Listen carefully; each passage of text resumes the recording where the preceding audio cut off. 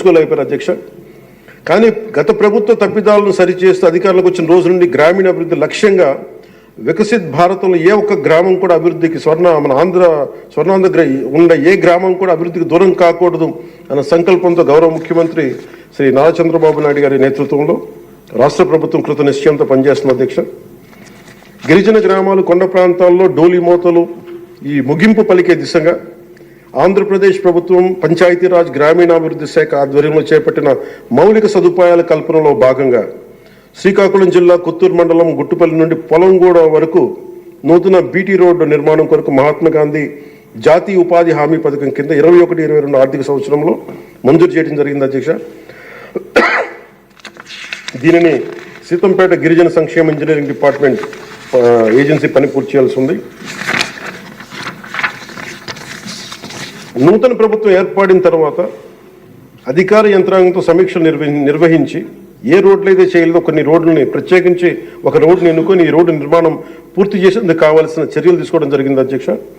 2024 December నెలలో 2.5 కిలోమీటర్ల BT road నిర్మాణం మొదలుపెట్టి 2025 జనవరి నెలాఖరు నాటికి ఈ నిర్మాణం పూర్తి చేయడం జరిగింది అధ్యక్ష. ఇది వేరువేరు మండలాలు, జిల్లాలు కలిపేందుకు ఈ మార్గం ఉపయోగపడటం వల్ల పొలంగూడ నుండి సీతంపేటకు వచ్చేందుకు దాదాపు 25 కిలోమీటర్ల ప్రయాణ దూరం తగ్గింది అధ్యక్ష.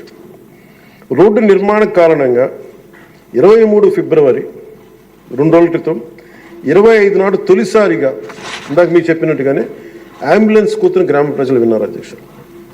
పురిటి నొప్పులతో బిడ్డకు జన్మనిచ్చేందుకు ఇబ్బంది పెడుతున్న శ్రీమతి సవర సబియాక అనే గిరిజన సోదరి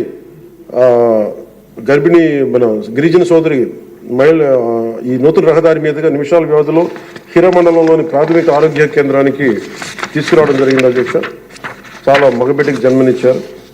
ఈ రహదారి ఏర్పాటు ద్వారా 6 గిరిజన గ్రామాలకు సంబంధించిన 1260 మంది డోలి మోతల కష్టాలని నారా చంద్రబాబు నాయుడు గారి నాయకత్వంలో ఈ రాష్ట్ర ప్రభుత్వం తీర్చింది అధ్యక్ష.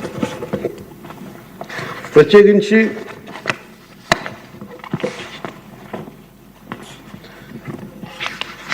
ప్రధానమంత్రి గారికి ప్రత్యేక ధన్యవాదాలు మనందరికీ తెలియజేయాల్సిన, గౌరవ సభ్యులందరికీ తెలియజేయాల్సిన బాధ్యత ఉంది అధ్యక్ష. ఆంధ్రప్రదేశ్ గత వారి పాలనలో, వైసీపీ పాలనలో నలిగిపోతున్న దశలో ఏ ఒక్కరికి కూడా నేను ఎంత నిర్లక్ష్యంగా, ఎంత దుర్మార్గంగా ప్రవర్తించిన విధానం ఇక్కడే చట్టసభలో అలా ప్రవర్తిస్తుంది. రియల్ లైఫ్లో మీకు వాస్తవానికి వాళ్ళు ఎలా చేశారో తెలుసు. ఇలాంటి పరిస్థితుల్లో ఇంకొకసారి వాళ్ళ ప్రభుత్వం వస్తే పరిస్థితులు ఏమవుతాయి? దాదాపు సుదీర్ఘ 4 దశాబ్దాల అనుభవం ఉన్న ఆయన్నే, గౌరవ ముఖ్యమంత్రి గారిని 53 రోజులు జైల్లో పెట్టి యువ నాయకులు, ఐటీ మంత్రివర్యులు వారు నారా లోకేష్ గారిని కూడా జైల్లో పెట్టడానికి ఇబ్బందులు పెట్టి ప్రయత్నాల్లో మనకి అచ్చెన్నాయుడు గారు, గౌరవ మంత్రి అచ్చెన్నాయుడు గారిని ఇబ్బంది పెట్టిన విధానం ఇక్కడ మొన్న మొదటి మీరు వచ్చినప్పుడు ఎంతమంది ఇబ్బంది పడ్డారు అంటే మొత్తం దాదాపు 90% హౌస్ చేతులు ఎత్తారు అధ్యక్ష ఆ రోజున.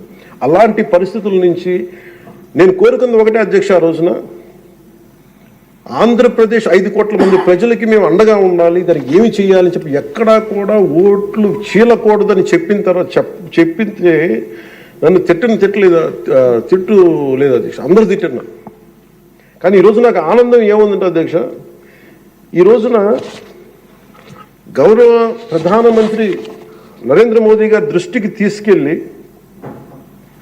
కేంద్ర నాయకత్వానికి తీసుకెళ్ళి ఆ రోజున మాకు ఇది కావాలి, మీరు చెయ్యాలి అని చాలా ఇంపాసిబుల్ టాస్క్లు అడిగాం అధ్యక్ష ఆ రోజున. ముఖ్యంగా విశాఖ స్టీల్ ప్లాంట్ అధ్యక్ష. విశాఖ స్టీల్ ప్లాంట్ అధ్యక్ష మీకు తెలిసిందే ఇది, కానీ ఒకసారి మన అందరం కూడా దీన్ని గుర్తు చేసుకోవాల్సిన అవసరం చాలా ఉంది అధ్యక్ష. ఇది